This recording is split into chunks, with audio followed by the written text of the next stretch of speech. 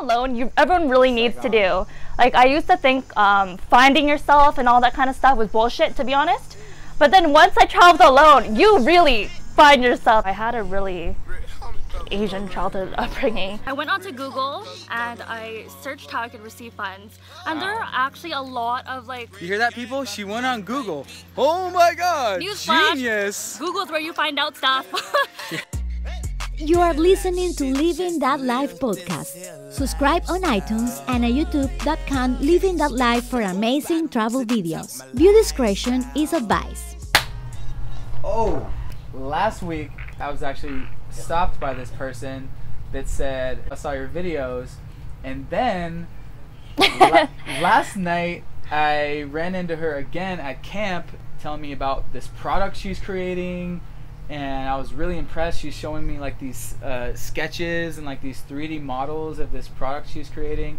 So I was like, wow, you need to get on the podcast because you can relate to a whole different audience. Not only are you the first female, but just like your background and where you came from, deciding to not finish college because it's not what you wanted to do, and I talk about that a lot. So that's just kind of a summary for you guys. Basically, do what she wants to do and not go down like the set path by the parents, not go down like the normal path, so to speak. And that's what we like talking about, to inspire people, to let them know, yo, if we can do it, you can do it. If they can do it, we can do it. So everyone, Christy. Hi everyone, Vancouver, Canada. Yeah, we're neighbors. So I'm from Seattle, Vancouver. It's like a 2-hour drive, I think. 2-hour drive into another country. What's your story? How did you find yourself in Chiang Mai? Both my parents were refugees from Vietnam. My mom was born in Cambodia, moved to Vietnam when she was 2, came to Canada when she was 20. She was a bit more lucky. My dad, on the other hand, he got sponsored by my uncle to go to Toronto. So my dad went to Toronto. He scrubbed toilets for 2 years to get enough money to bring my family over to Canada. So fast track 15 years, he started his own business, so that's where I get my ambition from. So he told me to take the real estate course because real estate construction, it kind of goes hand in hand. So I took the real estate course, I finished it, and then he's like, okay, now go be an architect. So I enrolled in the architecture program. I actually have about 3 or 4 courses left.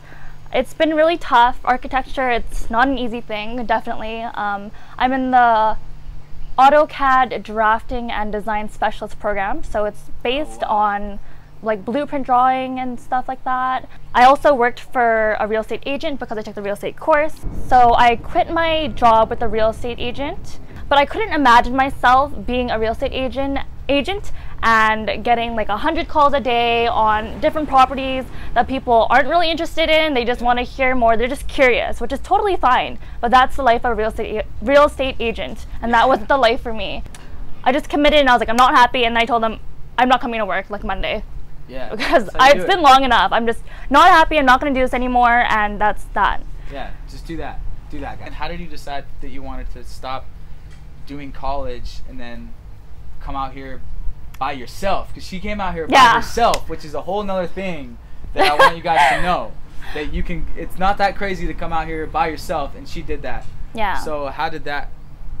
I was like midway through my Revit course, and I really was falling behind. I wasn't happy. I talked to a couple of friends, and they were like, yeah, just go. Like, they didn't really think much of it. And then 3 days later, I just booked my ticket. I didn't book anywhere to stay. Shit. I didn't book anywhere to stay. I just booked my ticket. I just committed, I'm gonna go. And I didn't buy like flight insurance or anything. So like, if I do not go to this, if I do not make this flight, I lose $800. And as a 21-year-old, that is not that's a big amount of money to me. That's what I say in all the podcasts. I'm like, just move your little finger on your computer and book the ticket, and that will be a huge kick in your ass to go. So you booked your one-way ticket to Vietnam? I booked a round trip, but it was like a month's time. Yeah. So I booked my first ticket to Vietnam because I have family and a friend there. But I stayed there by myself. I didn't tell them that I was there alone, otherwise they would have freaked out, because I grew up from a really sheltered family. Like, I never really had to be independent. I still live with my parents. They paid for my school. I was very, very sheltered. I did not even have to take out the garbage by myself. They were very, very strict as well. So I had a really Asian childhood upbringing. But traveling alone, everyone really needs to do. Like, I used to think finding yourself and all that kind of stuff was bullshit, to be honest.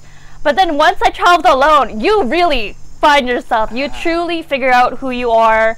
Yeah. And you're living by yourself for the first time in Saigon, freaking Ho Chi Minh City. If you guys don't know, we lived in Saigon for 6 months, so that's like our second home, third home after Chiang Mai. I told Bill that if Sandra's going to listen to her headphones while she's falling, then I should be able to listen to the radio while I'm collating. So I don't see why I should have to turn down the radio. But now we're walking. It's a walk cast now. So you moved to Saigon by yourself. You had friends and family, but you're living by yourself for the first time. Yes. In Ho Chi Minh City. What was that like? It was scary. It was really scary, and they say, I don't know if you guys know this, but a lot of people do try and steal your stuff in Vietnam. So I was like walking with my backpack, because I did go to a couple co-working spaces as well to work on launching my business. So I would walk around like this because I was so scared. I'm like, I feel like I was a young girl. They might like try and kidnap me, rape me, kill me, sell my organs, that kind of stuff. Just because they wanted my backpack. Not that. Just like hold on to your back. Just don't be in a dark alley. No, but I lived in an alleyway. It was like an alley. Vietnam, like Saigon, is an alley. It's a big, it's a big, deep alley. Oh, there's a sheep. But okay. Yeah, so I would like walk around like this. So I went to a couple co-working spaces. Which ones did you go?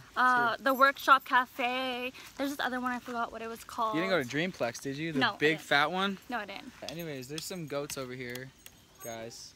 They're doing their thing, eating some grass. So, before you decided to go to Vietnam for a hiatus or whatever, like you had your product in mind, like your little invention that you have, or like, is that already set up? Yeah, it was set up. So I had the idea in April 2016.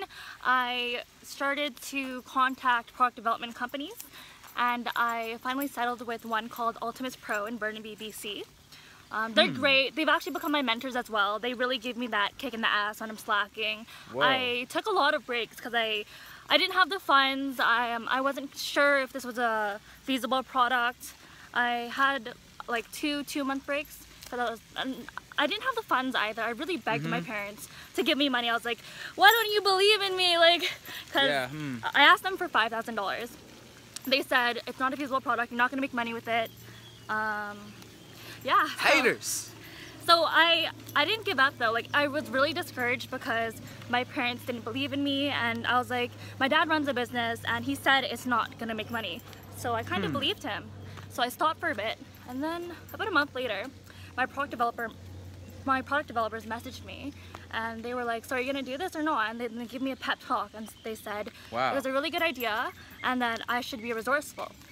So my parents are gonna give me money. I don't have a long history of credit because I just got a credit card recently. Yeah. So you need good credit to receive a loan. So I went to the bank and they're like, you don't have enough credit history. And I was like, fuck. Oh, am I supposed to swear in here? We can cut that out. We keep it real on this channel. Okay. This ain't TV. It's uncensored. I went onto Google and I searched how I could receive funds, and there are actually a lot of like. You hear that, people? She went on Google. Oh my God! Newsflash, genius. Google's where you find out stuff. Yeah. So I went onto Google. I searched where I could find funding and financing. There are actually so many grants and loans that are available to young entrepreneurs, older entrepreneurs. You just need to look for it. You need to commit to finding funding. You need to be resourceful. Just because your parents don't give you money doesn't mean that's the end of the road. I actually sold a couple of my stuff too. See, you guys have a lot of shit. Sell that. Yeah. How did you sell it? On like Craigslist or OfferUp, or that's what I contacted consignment store. But cool. You can sell on Craigslist. You guys should watch. Have you seen Gary Vee's episode of him selling a hammer and him making money off of that? No. So we'll link it down below, but there's a video on selling random stuff on eBay and Amazon. So I sold some of my stuff and I got back like $1,500. I need $8,000 to launch my product. So that wasn't enough. So I went on to some website, I forgot, I'll link it below. Well, he'll link it below as well. But it's a page full of Canada's grants and loans.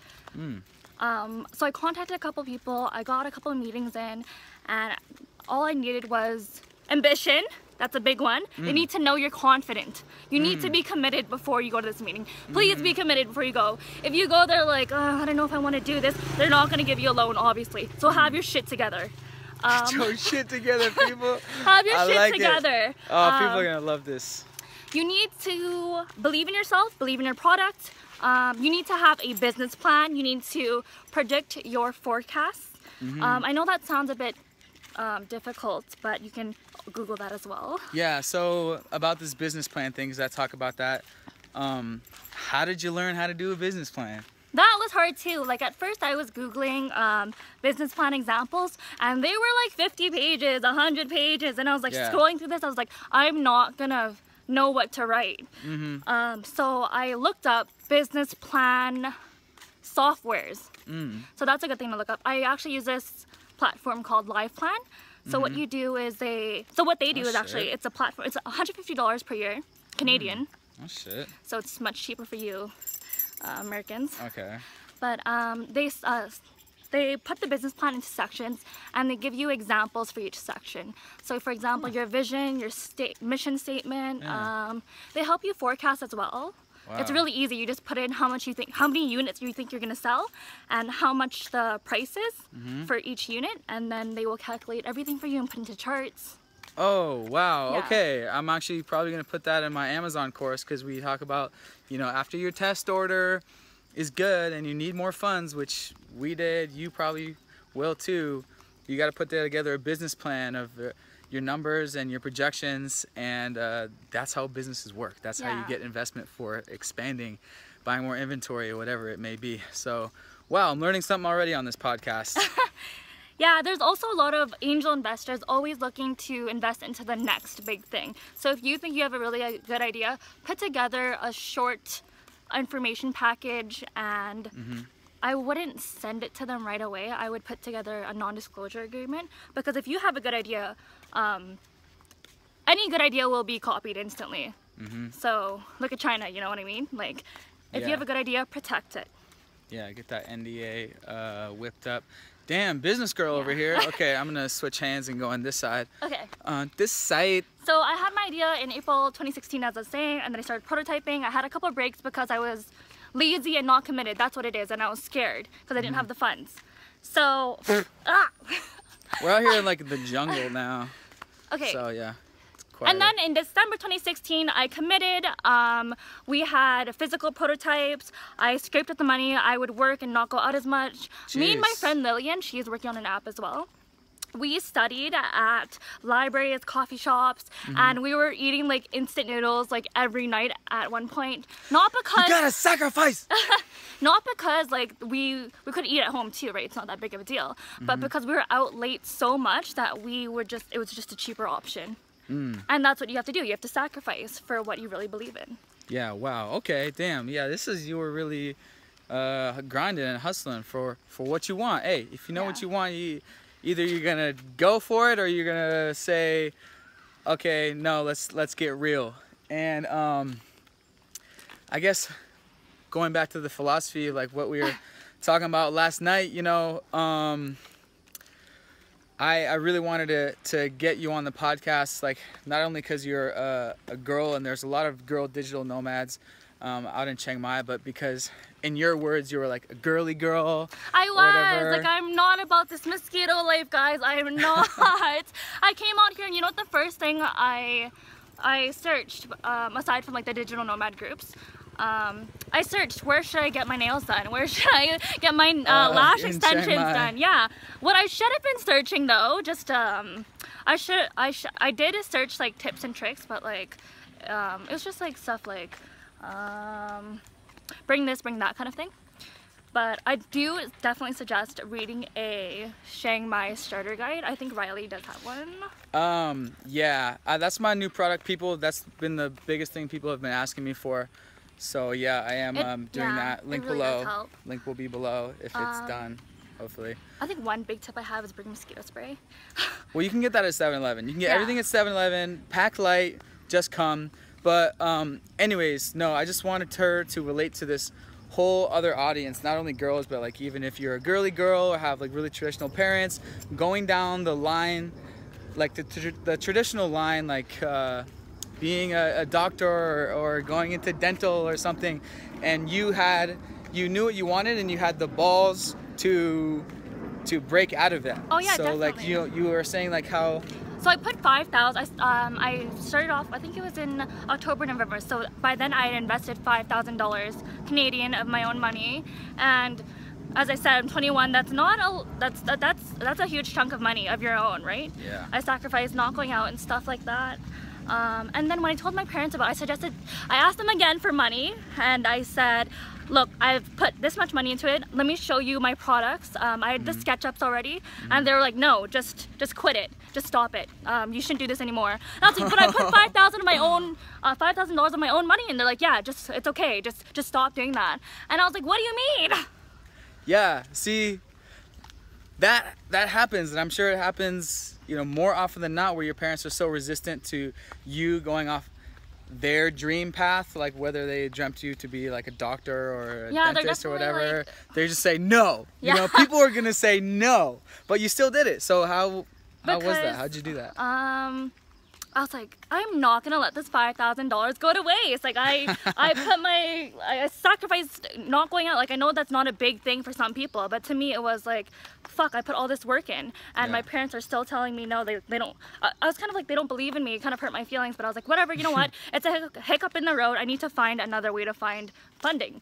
So I went onto the site, and then I found a couple grants and loans. There's actually a lot of grants and loans for women specifically in Canada, entrepreneur programs.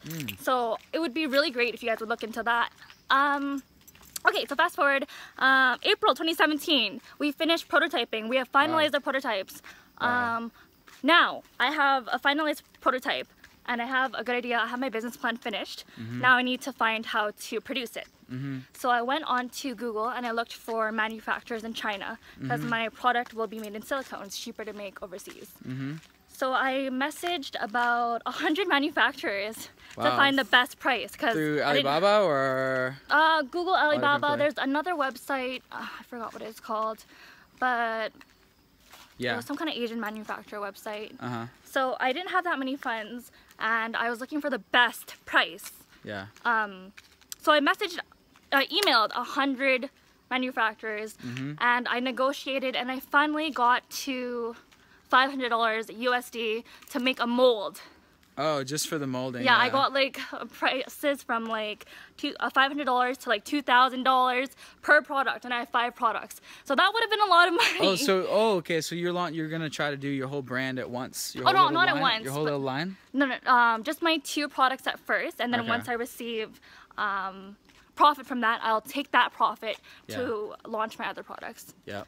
Yeah. That's how you do it, guys. Baby steps, baby steps. Yeah, right. Okay, so that's where we are now. You were... Oh wait, yeah. Okay, so the reason why I came to Chiang Mai, Vietnam was a bit of it was kind of like how I eased into this whole lifestyle. So I came here not knowing anyone, not knowing where to stay. Actually, I feel like I'm staying in the wrong place, to be honest. In Chiang Mai? Yeah, I feel like... Oh, no, you're staying there, right? That's perfect. Like everyone's you're right next to where the tourists are. Right next to Maya. No, everyone's like around this area. Okay, area. yeah, so I came here not knowing anyone, but what I did do in advance was I joined a bunch of Chiang Mai Facebook groups. So I totally suggest doing that. Everyone's super friendly. It's crazy how nice everyone is. And... See, guys, you can do it. So, what do you think so far? Everyone's really nice. It's much nicer than Vietnam. Like, I love Vietnam for like having fun. But Chiang Mai is where everyone is so ambitious, so kind. Everyone's so nice here. All the Thais speak pretty decent English. Like, it's really not hard to get around. There's Uber, there's tuk-tuks. I don't really suggest taking those because they overcharge you if you look like you're really lost, which I was in the beginning. Yeah. check out my guide for that. Everyone overpays their first couple times in tuk-tuks, but yeah, and then you learn. Yeah. So I was paying like 100 baht, 80 baht to get around. Yeah. And then I found Uber and it was like 50 baht, and I was like, hey. Yeah. So I stopped Uber taking the life. tuk-tuks completely. Yeah, Uber is good. Okay, switch hands and stand right here. As well, I think we're at the end of some jungle, so we'll keep going back this way. Another thing I did though was I put the what is that bug? No, never mind. Another thing I did was I put the Uber payments on my credit card so that I wouldn't have to pay them right away. Yeah, credit cards are something that you can utilize, that I actually did utilize before I came out to Chiang Mai. I initially got them for the bonus flight miles, but I ended up just putting all my expenses on the credit card in Bellevue, and that allowed me to save cash. Yeah. And I am still making payments on that, but hey, it got me out to Chiang Mai and it got my business started. Yeah. So that's kind of what they're for. You definitely need to utilize your debt. Learn to leverage your debt. Yeah, good debt. Debt that you use to make a business that will make you money. That's good debt. Not bad debt as in buying a car or some toy. You need to realize your wants and your needs. So I came to Chiang Mai. I signed up at Pun Space. I have a week pass. So I went there for my first day. And everyone was so nice. Like, they would all come up to me and ask me what my business is, and they would give me tips, because there's a lot of like web developers, SEO people, marketing people, and they would give me all these tips and tricks, and I've learned a lot, like just being there for that one day. It was amazing, and to hear about their business experiences as well. You learn a lot from that. And the real reason, like, hold on. Oh my god, a breath. The real Talking too much. The real reason why I'm out here is it wasn't to learn like SEO or stuff from them.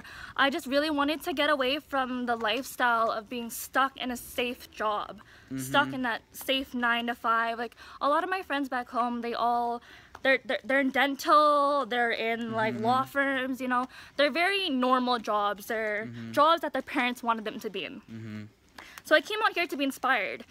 I wanted to be around like-minded individuals that would not force me, but motivate me to be better, to be more focused, and to be more confident that I can do this.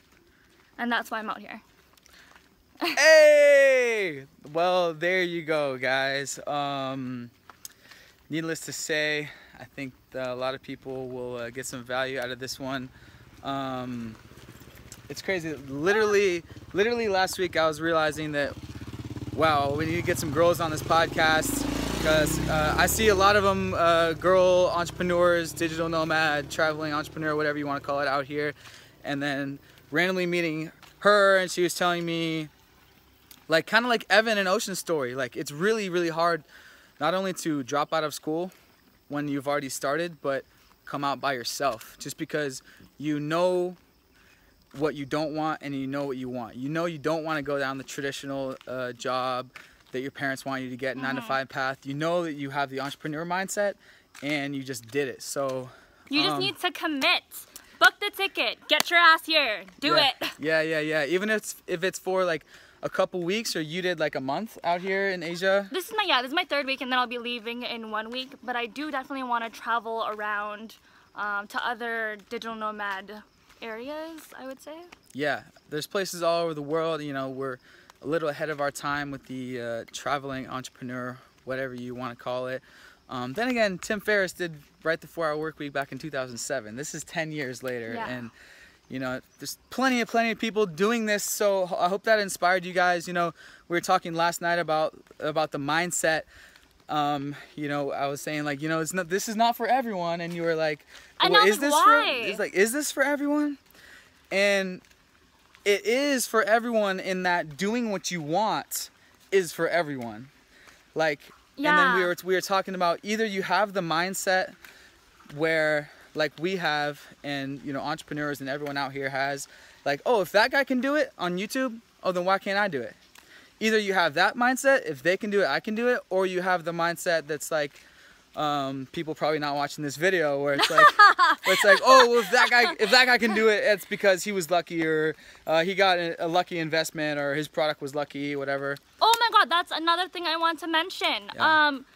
Everyone says to us, I'm sure he gets it a lot as well, oh, you're so lucky. You have to put yourself in the position to get lucky. If you are working at a fast food restaurant, I'm sorry to say this, if you're working at a fast food restaurant and complaining about your life and saying, oh, people are just lucky, what kind of angel investor do you think is going to come up to you at the back of the fast food restaurant and say, hey, like, do you want to start a business? No, you have to go to like business seminars. There are tons of free meetups and business seminars that you can go to, and you meet people there, and there you put yourself in a position to get lucky. You will not get lucky when you're in the wrong spot, you know? Exactly. We create our own luck. Yeah, definitely. Like, we came out here with an intention. We wanted to know we knew what we wanted is to just come out to Chiang Mai and replace our 9-to-5 income, start an online business, and met some people and got some business ideas and tested. Eventually something will hit, and you build slowly. You just have to keep trying, and that's how it is. You won't succeed at first. You may or may not succeed at first, but you just have to commit and know that this is how it's going to be and what your end goal is. And you probably, statistics say you probably won't succeed at first. Like our first product, it got scrapped because of prototype. We had to scramble and get another one. I'm sure you guys have heard that in another podcast. And we tried another one, and that ended up working. So and if you keep waiting to be ready, you'll never be ready to launch. Like you can try and make it 100% perfect, but it'll never be 100% perfect. How can you grow if it's 100% perfect though? Right? Exactly, guys. There will never be a perfect time to travel. There will never be a perfect time to start your business. There will never be a perfect time. You just gotta, if you know what you want, just do it. Whether that's taking a semester off and coming out to Chiang Mai or whatever it is, like she just did, because she got on Google and she got on YouTube and she probably found Chiang Mai as like, okay, everyone's all entrepreneur community out here. And so yeah, get on YouTube like you already are.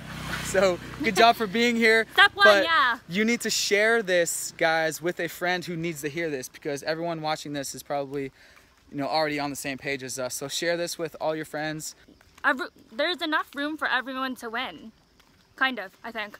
Exactly. That's the abundance mindset, and share this with someone who needs to have that mindset. And you can't think like, oh, someone's already doing it.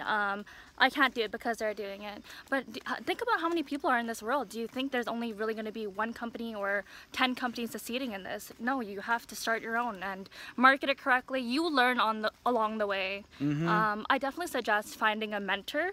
I know that sounds really weird, but if you just Google your local area, there might be. It could even be your employer, your friend, anyone involved in business, their life experiences, someone, or just find a friend who is in the same position as you are, or like you guys can motivate one another. I think that's one of the biggest things, surrounding yourself with like-minded people. That's a big reason why I came here, because when I'm back home, I feel like I'm stuck with people who are they're in safe positions, safe jobs, you know. That's your safety net. If you quit your job, you have no safety net, and you have no choice but to succeed. I'm not saying quit your job. Like if you like your job and you see yourself growing in that position, good on you. But if you don't see yourself growing in that position, why are you there? Yes. On that note, like I say in all my videos, if you have a good paying job, I do recommend like staying in that job to save up as much money as you can to invest in your business, as long as you can take it. Because it takes cash. Like if you have a good paying job, don't give that up. That's really good, the position you're in. Save up as much cash, like ideally 10 grand or more, and come out and start your business. But it can be done. If you know you're not going down the path that you want, just take the leap. And it's worth noting that this is the easiest time in history to start a small business. We have the internet, we have Alibaba, we have YouTube that you can learn from. It's so easy. There are honestly so many startup grants and loans. You guys just really need to look for it. Go into the government website, just Google your local area. They really want you to improve the economy. We are the future. We are the future. They want us to start businesses. They want us to create new technologies. they want us to succeed. You just really just have to search for it. Exactly. There is someone out there on YouTube or on social media. There's someone out there doing exactly where you want to be, and that's another cool part about this time is your dream, your ideal life, someone is already out there doing it. So find them on Instagram or YouTube, whatever, and find out how they did it. Contact them or definitely get in that community. Definitely contact the people that you are inspired by. I am sure they want to help you. Well, most people, but like it's worth trying, because like people like us, like we started our own business, we really want people to believe that they can do this and that it is possible. So if you were to email us or message us, we would definitely want to help you, because going through this ourselves, like it was tough, and we want to be able to help people who are struggling to, oh my god, who are struggling to get past the first stage, which is committing to the idea, knowing that you are able to do this. Exactly. So this beautiful little temple here, beautiful Thailand. Yeah, feel free to hit her up on her links below. Christy, thanks. Seattle, Vancouver, love. All you guys, see you in the comments, see you in the DMs. In the DMs. See you in Chiang Mai. Bye guys. Share this, guys. Peace.